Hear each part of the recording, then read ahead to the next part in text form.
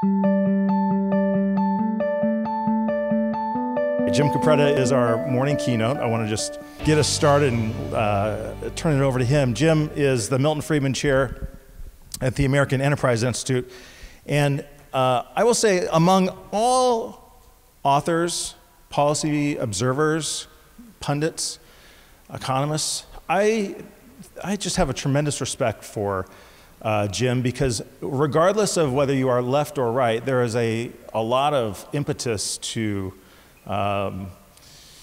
maybe pick and choose your facts. There's a lot of incentive sometimes to be a little more hyperbolic, because that might generate better impressions or headlines or maybe even fundraising opportunities. And Jim is just a straight shooter. He looks at the facts, calls it like he sees it. He bases his observations on experience and his values and outcomes, which may be different from other people's experiences and values, but you always know that he's going to shoot you straight with candor and integrity. And so I'm just really appreciative that Jim has flown all the way from Washington, D.C. Let's give him a round of applause and welcome him to the stage.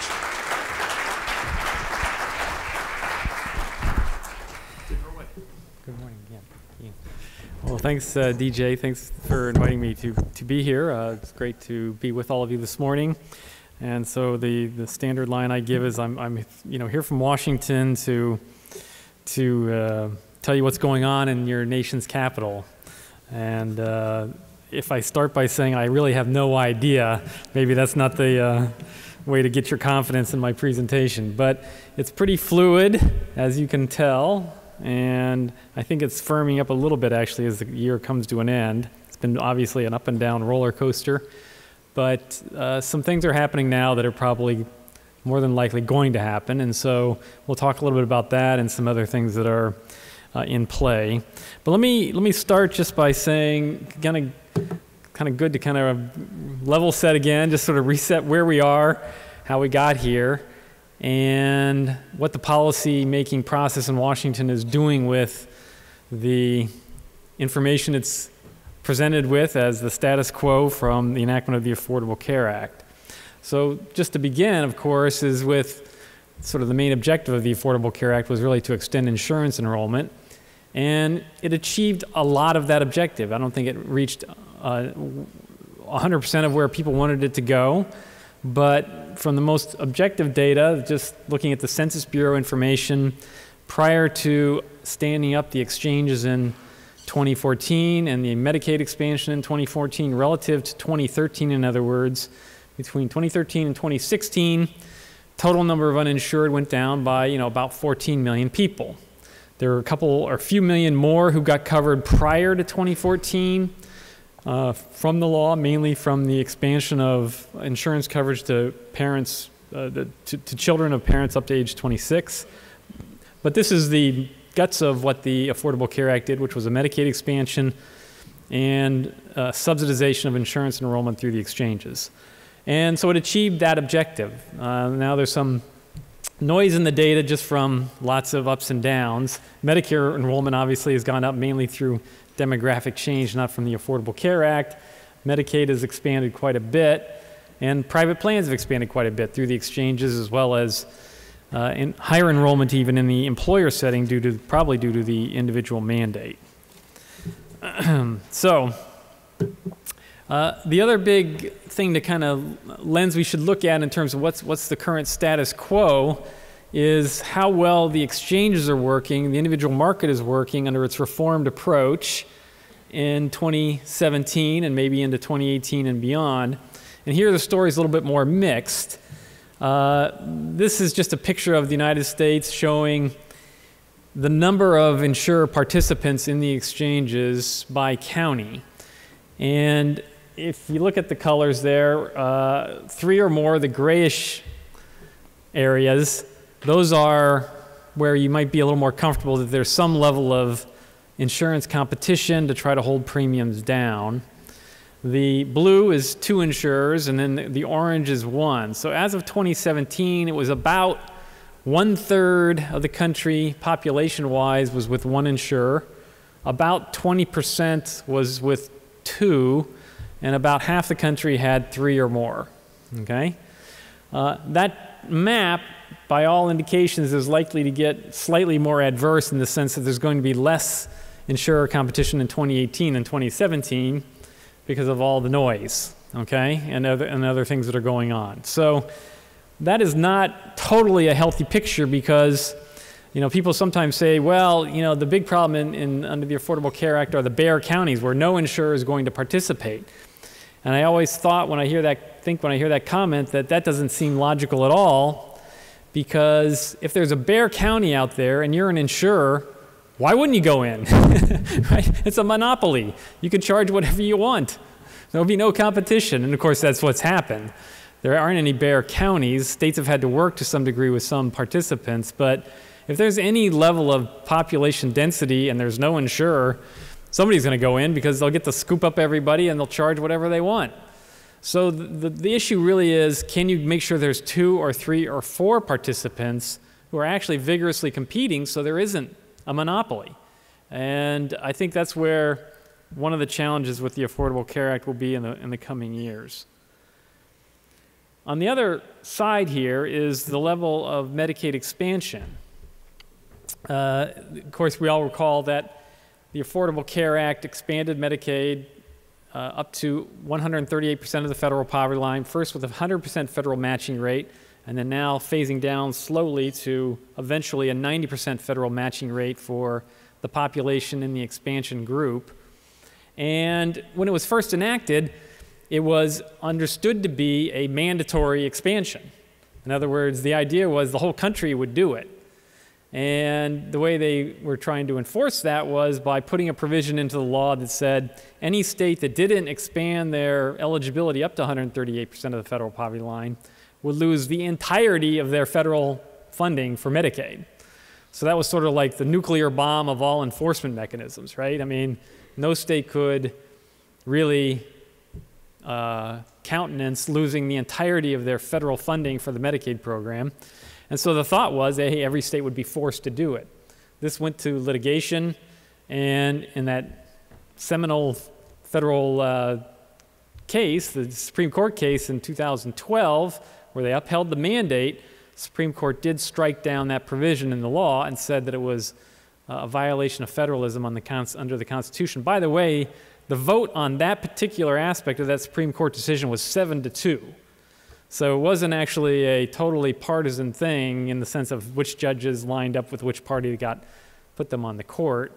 And it's the kind of decision that's probably unlikely to be reversed anytime soon. So that went away, which meant it was a voluntary expansion. And of course, when you have a voluntary expansion, you end up with this kind of uneven situation where the expansion, in a sense, following the politics of your views of the Affordable Care Act. And so you look at the map, and it's basically now, I think there are 33 states that have actually expanded because Medicaid just had a referendum with their November election to adopt the expansion. Virginia just elected a Democratic governor again with a much tighter margin in the state legislature, so a lot of talk that Virginia will expand. But for the rest of the states that haven't expanded, it doesn't look likely that they will. And so you're going to have a situation still, probably going into 2019 and 20 and maybe beyond, where the country is sort of, you know, the amount of federal resources flowing to the states under the Medicaid expansion is very, very uneven. And that's, of course, the fault of the states that chose not to expand. But it's also maybe not totally politically sustainable over the long run to have this kind of situation. So something's going to have to probably give to either get those states to expand under some circumstances or to come to some kind of resolution about how to get more even distribution of federal resources. The amount of federal money going into this state under its expansion, to New York, to the big population centers, is quite high. And the other states that have chosen not to do the expansion are not receiving any of that federal support.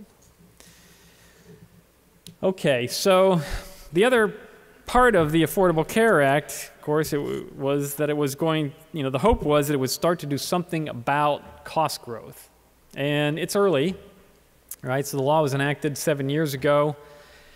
So in health terms, that actually isn't that long of a period of time, but we're starting to get a little bit of a sense of what the effect of the law has been on healthcare cost growth. I think we'll get some more data on this in the coming days, actually, maybe in the week or so, in terms of new releases. But just looking at the period just prior to enactment of the Affordable Care Act and just after enactment of the Affordable Care Act, this data basically looks at what was the average annual growth rate in spending on health services. This is services that go to patients, health consumption expenditures they call it. So forget research and capital investment and other things. This is just the stuff that people consume as health care, medical care. What was the aggregate growth rate? And this is controlled for inflation. So this is real health spending above and beyond consumer inflation. Okay, so obviously there's inflation throughout the economy. So we just really want to know how much is healthcare growing above and beyond that. Okay, and between 2003 and 2010, the aggregate growth rate was 2.7% on healthcare consumption. And after the enactment of the Affordable Care Act, from 2010 to 2015, it's been 2.7%. Okay, so I think and then when you factor in, okay, well, let's control for population. How much of that is associated with population growth versus not? It turns out that it's gone up a little bit, even on a population basis, to 2% relative to 1.8 prior to 2010. Then when you look at the public programs, Medicare, I think the story here is actually pretty interesting. Medicare actually, the growth rate has slowed quite a bit. And if you look especially on a per capita basis, Medicare has, from the period 2010 to 2015, actually had negative real growth in spending on a per person basis. Pretty remarkable, actually. Medicaid also has negative real growth during that period on a per person basis. And it did actually prior to 2010 as well. But the aggregate has gone up quite a bit because of enrollment. I would note that the per person spending in Medicaid is distorted a little bit by the fact that the people that have come into the program, the new enrollment, is much less expensive than the base program was prior to 2010, because you're basically enrolling working age people who have incomes up to 138% of the federal poverty line. These are not disabled and elderly participants in Medicaid, although many of them have a lot of health problems. Their expenses are way below the level of a disabled or elderly beneficiary. And so that distorts a little bit the per enrollee calculation. But nonetheless, Medicaid's been relatively flat. It's really been in the private side where there's been more demonstrable growth. And that raises the question, well, what's going on here? Especially with relative to Medicare versus the rest of the system.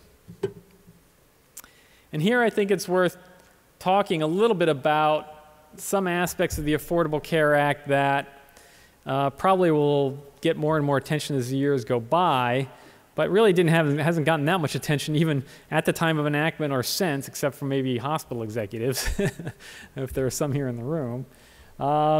So the Affordable Care Act did one major thing on the Medicare side to save a lot of money, probably the largest spending reduction in the history of the Medicare program, really, which was something they called the productivity adjustment factor. And what is that? Well, Medicare, of course, as you all know, provides on the fee-for-service side of Medicare a DRG payment to the hospital system. And those DRG payments are indexed to grow with inflation, almost like a cost of living increase, so to speak. And what the Affordable Care Act did was it said that that cost of living increase will be reduced on a permanent basis by a calculation of expected productivity in the national economy. So they said, well, the national economy is becoming more productive by about 1.1 percentage point every year, productivity adjustment, and we're going to take that out of the inflation that we're going to pay to the hospital systems. So we'll take, instead of giving you hospital X a 3% increase in your rates, we're going to give you 1.9, okay? Now, this has been done many times over the years in the Medicare program on an ad hoc and idiosyncratic basis. So every time there's a budget cut that the Congress wants to enact, going back all the way to the early 1980s, they would look at this inflation adjustment and say, hey, they could take 2 percentage points less next year, let's cut it. Or we can take, a half a percentage point, let's cut it half a percentage point for the next 3 years, and so on and so forth. So if you go back in time, there's been a lot of adjustments. Hospitals rarely get the full inflation adjustment. But what they did in the Affordable Care Act was slightly different and more dramatic in the sense that they said, we're going to put this in law, and it's going to be permanent law, and it's going to be in there indefinitely, you know, in perpetuity. So the compounding effect of a 1.9 or 1.1 percentage point reduction in the inflation update for hospital payments is massive over time, literally trillions of dollars being pulled out of the system. So when we go back to that slide and show what Medicare is doing relative to the rest of the system, that per capita reduction, that minus 0.2%, is related very heavily to the fact that the Medicare program is lowering quite dramatically what it's going to be paying institutional providers of services and inflation updates. And that's going to go on in perpetuity. As you can see on this chart, which comes from the Medicare actuaries, the people that do the numbers for the Medicare program, it basically shows that as of now, we're paying about, through Medicare, about 60 cents on the dollar relative to private insurance for a hospital admission. And that used to be roughly around 70% not that long ago. And it's heading down toward below 60 in the next few years. The actuaries think that that number will drive, you know, some number of hospitals into the negative margins. And then, of course, it drives dramatically in the long run. We need to focus on that. But the point is that Medicare has the ability through its regulatory structure to just impose, frankly, pretty low payment rates if it wants to, and they did in a pretty big way through the Affordable Care Act. Related to that is what's going to happen on the physician side. The dark line, of course, is Medicare. The dotted line is Medicaid. But on Medicare, physician payments, separate from the Affordable Care Act, but kind of related in a sense, they passed MACRA in 2015, right? So if you all know what MACRA is, of course, MACRA is the law that got rid of the dreaded sustainable growth rate regime that had been in place for 20 years. Everybody despised it because it didn't work, and it was always calling for these massive cuts in physician fees. And so that Congress, on a bipartisan basis, a lot of Republicans voted for this, in fact wrote it, said we got to get rid of this SGR thing. It's a disaster. And what they put in its place is a new regime that says they're going to try to get physicians into pay-for-performance models, okay, pay-for-value models, and not in strictly unmanaged fee-for-service. And for those physicians that participate in sort of advanced versions of these payment models, they're going to get this. They're going to get a 0.75% increase in their physician fees every year, plus some potential for quality bonuses, which are small and capped. If they don't participate in these advanced models but do regular fee-for-service payments, they're going to be in something called MIPS, and they'll get a 0.25% increase in the physician fee every year. Okay, so think of that. If you're really willing to jump into the deep end of the pool, you're going to get 0.75%. If you're not, and you're cautious, you're going to get 0.25%. And now, again, this isn't just a one-time thing. This is every year in perpetuity, okay? So I'm not really a great political scientist, but I think the odds of the physician side of our reimbursement system getting no more than 0.25% on their updates to their physician fees forever probably is a tall order to implement, okay? So the actuaries have mapped it out on this chart too, and it shows the physician fees, you know, basically plummeting, even going below what was payable under Medicaid under current law. So I bring all this up to say that there's a lot going on in the discussion around costs, but the truth is that our system is still best. The way we can save money the quickest, fastest, easiest is still the old-fashioned way, which is to have the Medicare program come in and basically reduce what it's going to pay people. And that's the way they're saving money under the Affordable Care Act and MACRA. And sort of the hope and wishes of maybe a transformed system, there's some progress. There's some things underway that are promising. But I guess in the aggregate data, I wouldn't say there's much evidence that it's making a massive difference yet.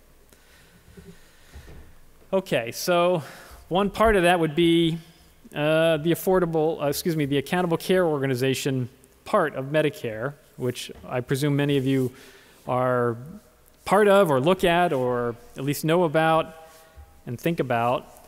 And so what are ACOs? We all know that they are these provider-led organizations trying to bring more integrated management to the clinical side of the Medicare program without relying necessarily on the Medicare Advantage side to do it. So it's sort of hospitals, physician groups, others trying to lead the effort to take on the responsibility to manage the clinical process more fulsomely for the Medicare population and potentially be rewarded if they do so in a way that improves quality and lowers costs. So the concept has a certain resonance with lots of people. It's a pretty big program now. There are 432 what they call Medicare Shared Savings Program participants, 432 in the ACOs in the regular part of the ACO concept. They just released a month ago the data on 2016 in terms of their performance. And I'm just trying to summarize sort of where things are. There was some savings relative to the total. So there's about little short of $700 million in total savings across all of these ACOs. So they're saving the Medicare program, at least in a gross sense. But it's a program that, to induce these participants, of course, it pays out bonus payments to those that achieve savings beyond the corridor, which is about 2 percentage points on either side of the benchmark. And when you count the bonus payments, the net effect on Medicare was actually an increase in net spending of $39 million, really rounding error in the Medicare program, which is true, it's $500 billion. So that's inconsequential. In the big picture, though, 31% of the ACOs were performing highly and producing savings against the benchmark. Another 25% or so were basically within the corridor, very close to the benchmark amount. 44%, including 20% that had quite a bit higher costs, were above the benchmark in terms of costs. So a little bit more than half saved money, a little bit less than half cost the program money. There's clear evidence in the data that older ACOs are producing more savings than the more recent entrants. So if you were an ACO that started in 2012, you produce more savings, more likely you produce more savings in 2016 than an ACO that tried to start in 2015. So those that had more experience and had been at it a while and figured out what they needed to do were doing better. So that's a good sign. That shows you that there's a little bit of a learning curve that each of these plans can go up. Physician-led ACOs were also shown to be performing better than the alternative versions. And I'd also note that the ACOs that are in the highest cost areas of the country save the most money. So if you're in an area where there's overbuilt fee-for-service Medicare, which there is in many parts of the country, and you were a physician group or a hospital-led group or somebody who came along and said, look, there's some ways we can bring costs down, you probably were able to do so because your system is probably somewhat overbuilt. I don't think that's necessarily the case in Southern California. Okay, one other thing I just want to bring up, which is just another, a little cautionary tale about some of the things that are done to try to control costs. I think we heard a lot about ACOs when the Affordable Care Act was enacted. We also heard a lot about other things that are underway to try to bring more value and payment for value into the program. Bundled payments, the demonstrations that are at least partially still underway under the Medicare program, other pay-for-value initiatives that are still in motion through the executive branch. But a big policy that was touted quite a bit was the readmission policy, basically the policy being that any hospital that had what was deemed to be an excessive readmissions rate, they discharged somebody and then they had to bring them back in with 30 days, within 30-day window to readmit them for some reason. Any hospital that did that, where they got double paid under the DRG system, they were going to scrutinize that data and start to penalize hospitals that were outliers from the point of view of the data and say, hey, if you're a hospital that's doing that excessively, we're going to end up penalizing you financially through the hospital reimbursement system. So this went into effect several years ago. I think it started in 2012, if I remember right. And it's been in place for a number of years. And so some of the data that's starting to come out about what the effect of it has been. And it's mixed. There's the studies on either side, but a big one just came out the month ago through JAMA Cardiology. And it's a cautionary tale. Basically, it says there's a pretty strong correlation between the institution of this policy and a higher mortality rate. So for patients that were admitted the first time because of heart failure. So this is one of those moments where everybody's got to sort of scratch, think about this long and hard. Has it maybe had one unintended consequence, and maybe there are more. So the idea that there's probably easy solutions, I guess the reason I bring this up is that my experience is that the idea that there are easy, quick solutions that they can dream up in Washington and impose, uniformly nationwide without unintended consequences, that is usually not the case. It's too complicated, too local, too subject to so many factors that trying to write one uniform national rule like this may be inadvisable. All right, so that's just to kind of lay the predicate of where we are and some of the things that are percolating along in terms of the status quo of the policy. And then the question is, what is going to happen? And I was going to talk a little bit about this executive order the president issued 2 months ago, a month and a half ago now. But I guess I should really start with the current events around the legislative process. I'm sure most of you know that the tax bill is now passed both the House and the Senate. The Senate bill included repeal of the penalties associated with the individual mandate. And it generates a huge amount of savings over, it's like $200-some billion, I think close to $3. And the reason it generates savings, according to the Congressional Budget Office, is because CBO assumes that without the mandate, there'll be fewer people signing up for coverage under both Medicaid and the exchanges. So there'll be fewer participants in those programs, less subsidy payments to those beneficiaries, and so on. Now, the question then becomes what happens to the exchanges if you get rid of the individual mandate? And, that's an open question. I think CBO's estimates are that their current status estimates are that it would be adverse for the exchanges, which should be obvious.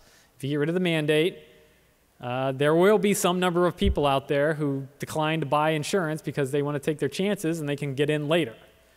And so enrollment in the exchanges would likely fall, which would mean the insurers would probably increase their premiums. So there would be a level of increased adverse selection associated with getting rid of the mandate.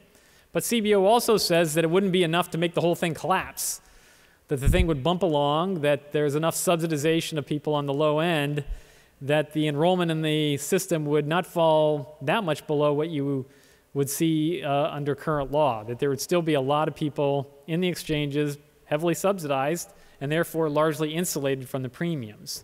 The people that are going to be hurt the most are going to be people slightly higher in income who are paying lots of the premium today and will have to pay a lot more tomorrow if the mandate goes away because the pool will be worse and their premiums will go up quite a bit. And so those are the folks I think that will be hurt the most by the individual mandate repeal. The question is this going to happen? Somebody asked me that earlier, and I think the answer is probably yes. It's passed the Senate now. Lots of contingency still, politics being what it is, many things can happen, but I think the odds are that by the end of this calendar year, that's going to get enacted. And so the whole system is going to have to start to deal with and react to the fact that this may go away, and what do we do in its place? I was speaking with someone earlier and totally agree with the point that, and I've written articles to this effect, that if you get rid of this mandate, you got to do something else. You can't just get rid of it and then leave in place the rest of the Affordable Care Act as is and assume it's all going to work fine, because that wasn't how it was intended. And so they got to replace it with something. If they don't want this, they're going to have to figure out some other way to provide the right incentives for this to work properly. I don't have high confidence that they will, but they really do need to do that. Otherwise, the system will become more adverse. Now, to this executive order that the Trump administration rolled out 6 weeks ago, they basically have targeted 3 areas for change in the regulatory side, non-legislative side, in the coming months. One would be association health plans to try to make them more widely available. Another one, which I think could be quite consequential, is short-term limited duration insurance, and the third being health reimbursement arrangements. I'll just focus on the first 2 here real quick. Association health plans is a very complex area of the law. They want to allow small businesses to form across state lines to join together to build association health plans like a self-insured company would. The question is whether they could do it under current law. There's lots of history with MIWAs and other things that have been put in place by different employer groups over the years. Actually, it is not a very happy history. A lot of them had financial problems. And so I think the proof on this one is still to be seen, whether they can come up with a regulatory regime that would be stable and invite capital investment into it. In other words, you can't build one of these things overnight. People would have to actually build an association to do this. That'd take time. I'm a little skeptical that this will be a big change in our health system when all is said and done.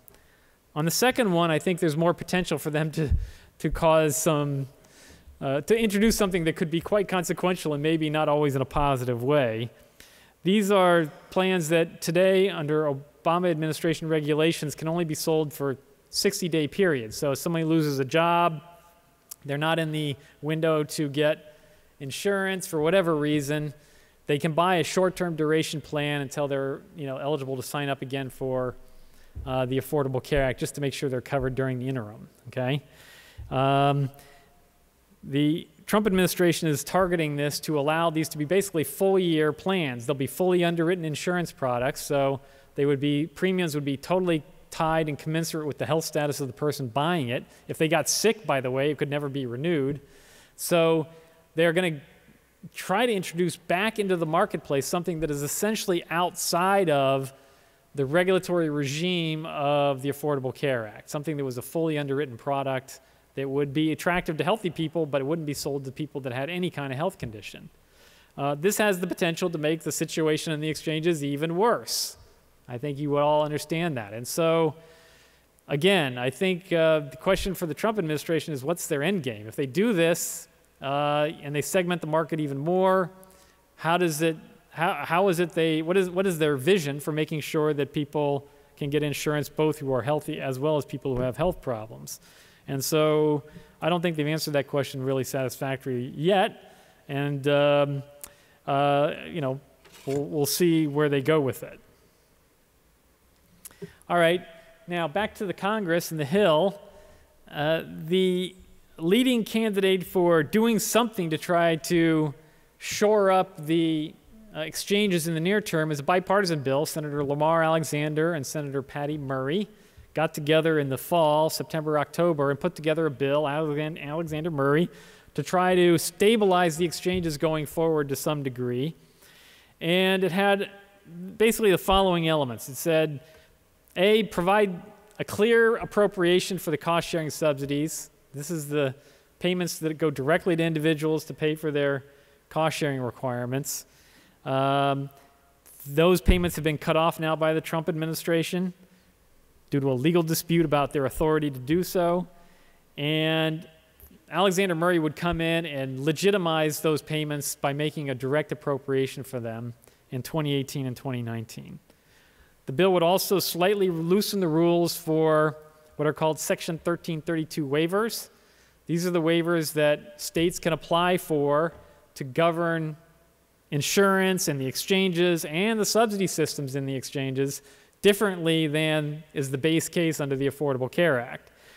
They would loosen the rules under Alexander Murray essentially to allow states to change how they're regulating insurance plans to maybe, especially in the context if the individual mandate goes away, maybe they institute some other continuous coverage requirements to try to make sure people have strong incentives to stay enrolled in coverage. They could also potentially introduce automatic enrollment into insurance and some other things to try to stabilize their markets. Reinsurance is a big part of it. Alaska did it through a 1332 waiver. Other states could do so as well under this law.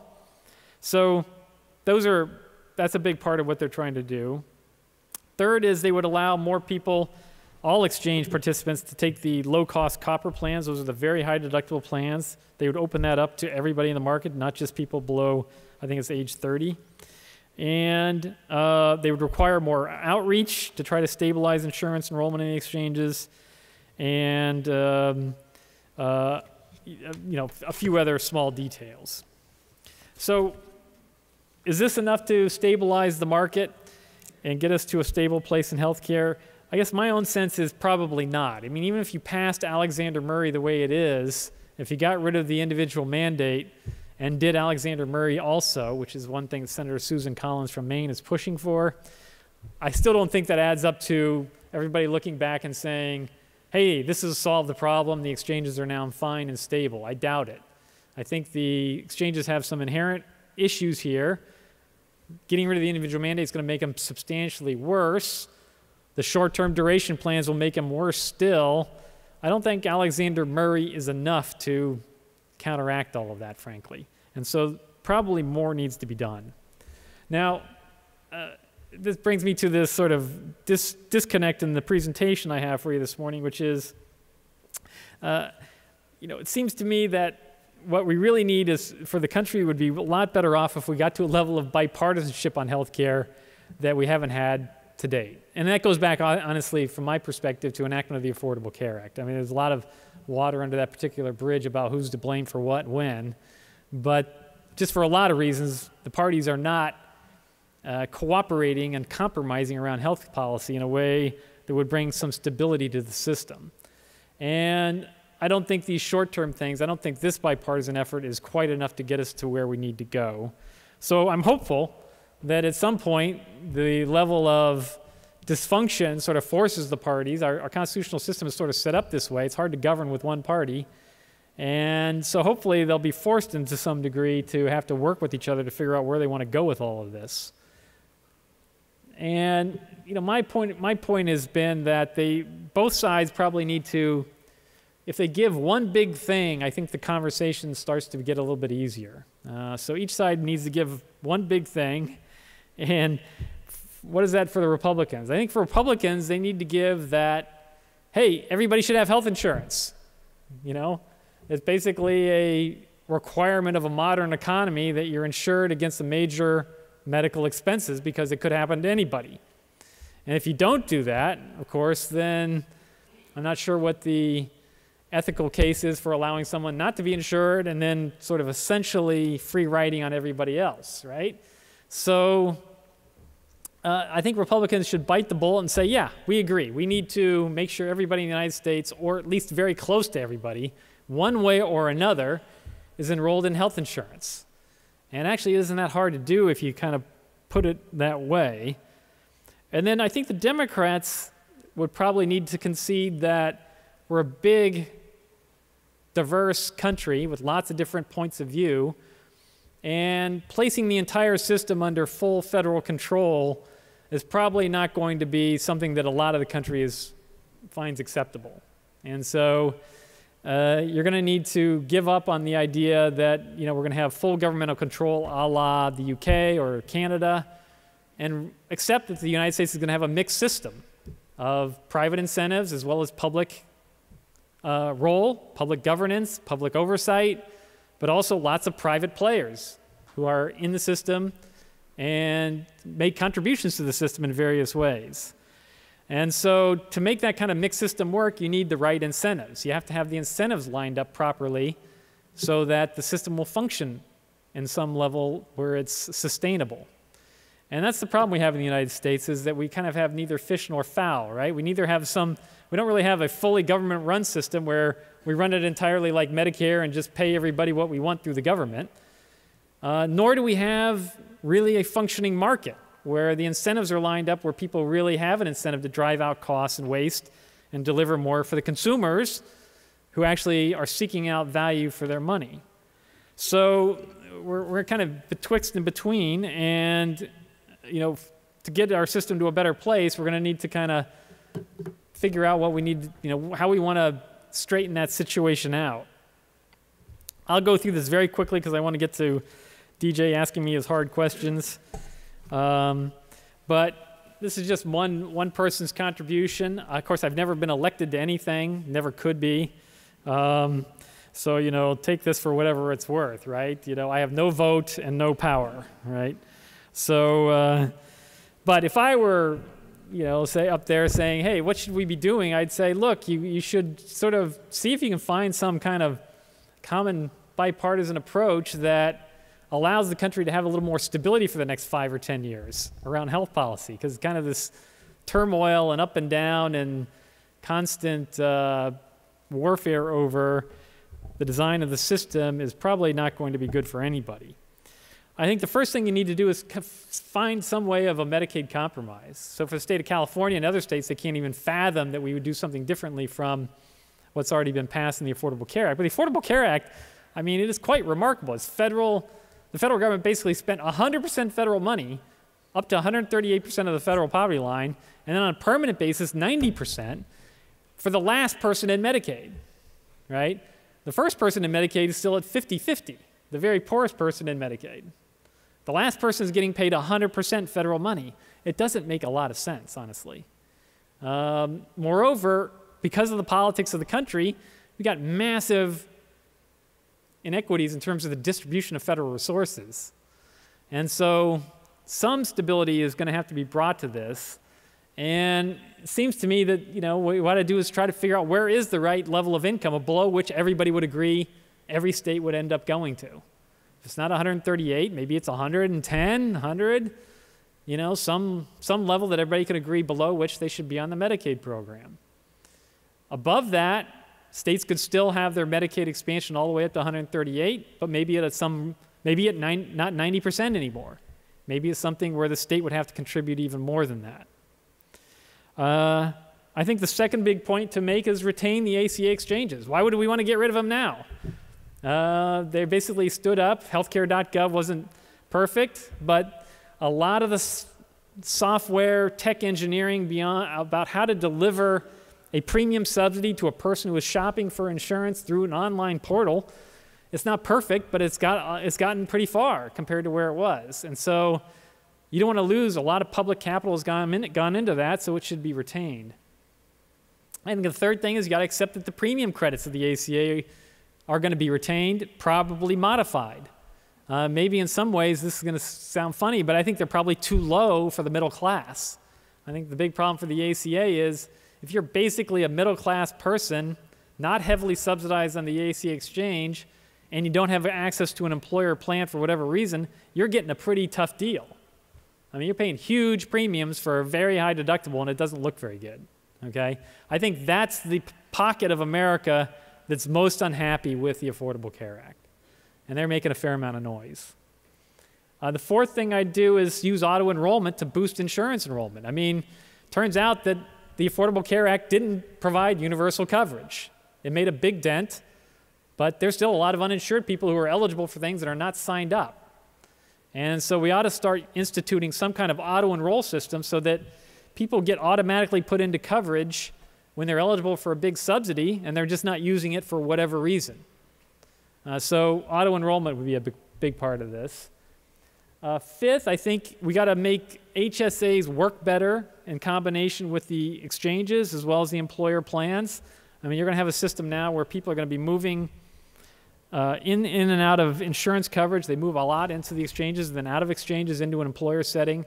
We got to start making this so that HSAs, which are a big part of the employer market now, we need to make it so that they can work for people in also other parts of the system. Sixth is the Cadillac tax. This is definitely where I could never be elected and totally am an outlier. You know, the provision of the Affordable Care Act, both Republicans and Democrats agree is the worst provision in the law and needs to go is the Cadillac tax. It's my favorite provision of the law, right?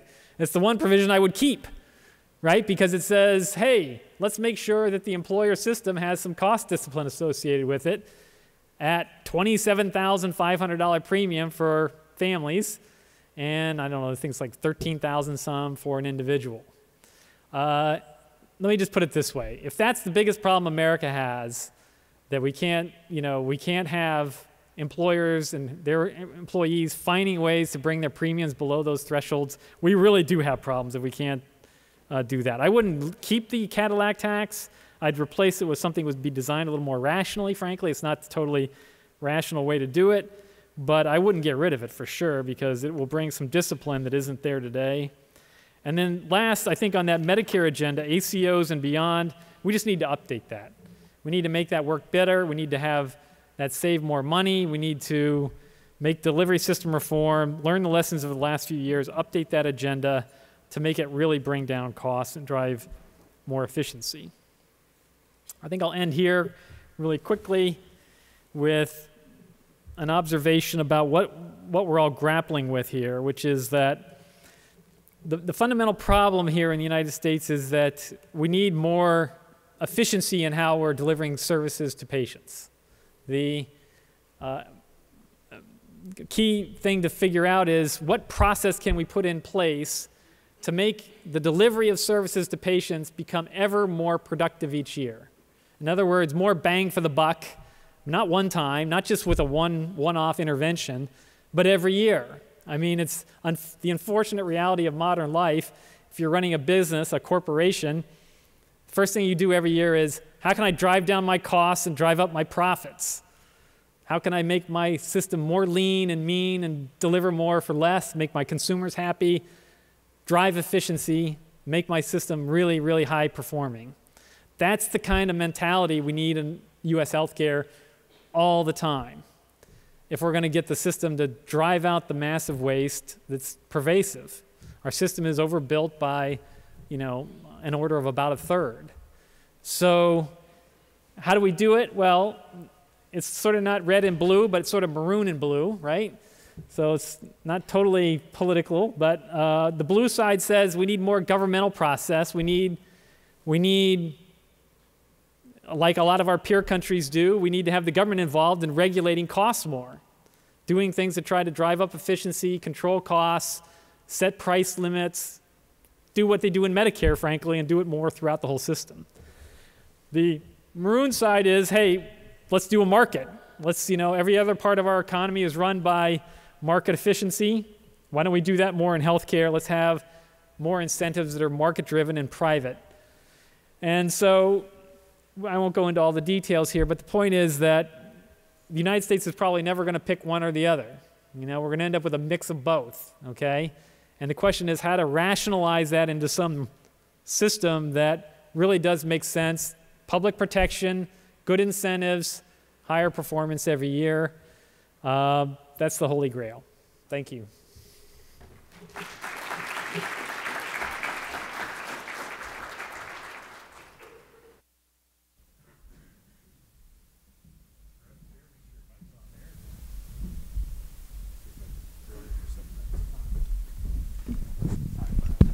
All right. Jim, thank you. I appreciate the candor. I love the Cadillac tax. I'm not going to lie. It makes two of us at least. Let me ask let me ask this, this related question. Aren't we, there's a lot of deck chair moving related to cost. Isn't the unit cost of care delivery the really only key driver, the sine qua non? If you don't address that issue, all of the other strategies related to cost will not be as effective. Isn't that the issue, that the cost, the unit cost of care delivery is just too expensive? Yes, I think that's right. But then related to that, a little bit following on our conversations we've had prior to this, let's assume you got the unit cost down for some things. How do you get the unit cost down for everything? Who's in charge of making sure that the entire system is delivering high value with low unit costs across the board? So for instance, if you're able to drive a better bargain with the hospital system on a payment rates per unit, does that necessarily translate into lower aggregate premiums in total? Well, it depends on utilization. It depends on what the hospital does in the outpatient setting. It depends on, other ways the hospital might try to generate revenue beyond that initial contract. So there's a lot of levers that each party has to try to maintain their revenue. And, my view is that unless the system is lined up where everybody has the same goal, which is, hey, let's drive out a lot of the waste, the balloon will pop up somewhere else. Yeah. Let me ask another question that maybe didn't get touched on today, which is CHIP. And my belief is, tell me if I'm wrong, and certainly Congress could do something different. There's a continuing resolution through this week, through the 8th, that keeps government funded. Typically, continuing resolutions take existing law, existing budgetary authority, and roll those over to some point in the future. Typically, we get through January, maybe even February, so often we get rolled into March or April. But current law today, current budget authority today, does not include CHIP funding. So if a CR comes, if they just do a CR as part of a budget deal, maybe a little funding for a wall, maybe some things here or there, but that gets put in some structure. If that gets adopted this week, I think there's some possibility that we won't have any CHIP funding solution until well into next year. Do you see it the same way? What they're working on this week is just a very, very short-term CR, just to get to December 22nd. Wow. So looking on a two-week CR. And, this is a minute-by-minute thing, but the reporting this morning is that would not include the CHIP reauthorization. But there is some thought that when they get to December 22nd, where there's lots of maneuvering going on, but if December 22nd may shape up to be the big bill, literally the Christmas tree bill, where they try to negotiate across parties on all the outstanding issues, of which there are many. That one might carry a CHIP reauthorization bill if it's the last train out of the station. However, to your point, it is possible that they're still at loggerheads. They don't come to an agreement, at which point on December 22nd, they may pass another 2-week CR to go into January, and that may not include the full year CHIP reauthorization. So, it's quite possible, depending on how this plays out, that it could be a little bit longer, and I know there's lots of people worried about that. I haven't been watching this, DC, as long as you have, but I don't remember anything good ever coming out of a bill trying to avoid the Christmas holiday. Yeah. It's always a mess right then. Let me take issue with one thing and make sure my memory is correct. It's often not, but certainly it is mainstream commentary today that the Democrats were just as unwilling to include Republican participation during the ACA as Republicans have been willing to include Democrats during health reform this year. That's the commentary. When I look back at my notes from 2009, 2010, I recall the president having a convening at the Blair House in February of 2009 with then Budget Chair Ryan and John Boehner and everybody together, and the bill didn't pass until March of 2010, over a year later. Senator Max Baucus bent over backwards trying to get Republicans engaged. My recollections are something like 280 amendments, Republican-sponsored amendments on the floor and in committee. That's a lot more, I think, effort to try to include Republicans than what we saw out of Mitch McConnell and Speaker Ryan this year. Am I misremembering? Well, I think there's a let me put it this way. When you did bipartisan deals in the past, both parties recognized that they were going to have to reach into the mainstream of the other party and compromise and bring 30, 40% of the other caucus together with them to get something done. So when you did deals in the early 80s between President Reagan and Tip O'Neill, it was the leader of both sides having to negotiate with the leader of the other side to really come to some kind of accommodation that was uncomfortable for both of them. That was not really what was happening in 2009 and 10. Now, not to say that they didn't have every reason to. I mean, they had 60 votes in the Senate, so they weren't really interested in getting the kind of compromises they would need to do to get Mitch McConnell.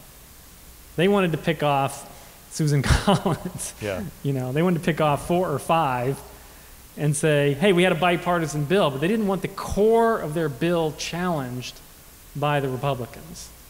They didn't want to get rid of the tax increase that they were going to do, which was going to be anathema to Republicans. Yeah. They didn't want to downsize the size of the Medicaid expansion, which was anathema to the Republicans. So some of the core aspects of what they were doing was not negotiable from President Obama's perspective, because he had 60 votes in the Senate. He had the leverage, he had the power. So there's a difference. I think, you know, in the United States, I think the big thing is people just need to start thinking about bipartisanship in a way where, I mean, everybody thinks they have the moral high ground, Yeah. right?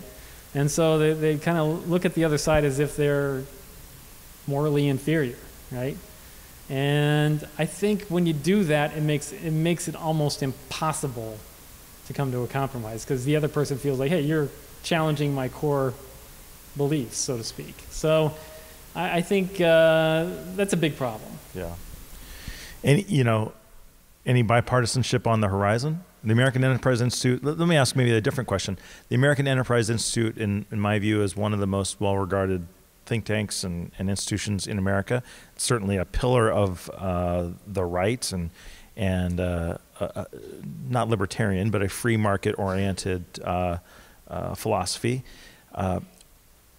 What is the responsibility of the American Enterprise Institute to help foster some of that bipartisanship so that Congress, which has never been not generally very good at leading, you know, but so they can find a parade to get in front of, so to speak. Right. Look, I mean, one thing I like about the institution where I work is that we don't do anything that isn't, you know, we don't do a public forum where it's totally one-sided. Mm-hmm. So, you know, obviously there's people there that have points of view, including me, you know, and those get presented. But almost every public forum that is done at AEI, there will be someone there to challenge the basic premise of what's being presented from the other side, so to speak, whatever side that might be. And in some ways, it could be nonpartisan. And so I think AEI tries to foster a true academic environment where people get challenged from all perspectives. And they invite people that have very different perspectives from people that work there very frequently to make their points of view known. And it's tried to be done. We try to do it in a way that's civil and based on facts and reason. And based on what? I don't even know what those are anymore. Facts. Let me give you the last word. What advice or counsel would you give to this audience of folks who are trying to navigate their organizations during this time of policy uncertainty? Yeah, I mean, I think, you know, given where we've been over the last year, it's obviously been a real roller coaster, but I'd say a couple of things are more clear now than they were in January of 2017. I'd say that the probability of big change on the premium credits and the exchanges is much lower now than it was a year ago. In other words, they've had a big battle, and I think the Republicans kind of didn't have enough juice to really make a big change there. Same with, frankly, the Medicaid expansion, at least so far. So more likely than not, those will be in place, but maybe amended over time. But I have the sense that they're not going to totally go away. Yeah. But there's certainly just a lot of people and momentum attached to those streams of money. Second thing I'd say is that, there's lots of questions around the regulation of the individual market. The individual market has always been a challenge in the United States because it's too small. It's a remnant market. It's, you know, where you go when you can't get anything else. And it has never functioned that well. And so I guess we shouldn't be totally surprised that we're trying something new and it still isn't totally functioning perfectly yet. Mm-hmm. And so I expect more change in that area one way or the other, and maybe some loosening of the states to allow them to figure out what they need to do to get their markets up to some level of stability might actually not be a bad idea at this point, given the great disparity in the conditions in the markets around the country. Yeah. Let's give him a round of applause. Jim Capretta from the American Enterprise Institute. Thank you, sir.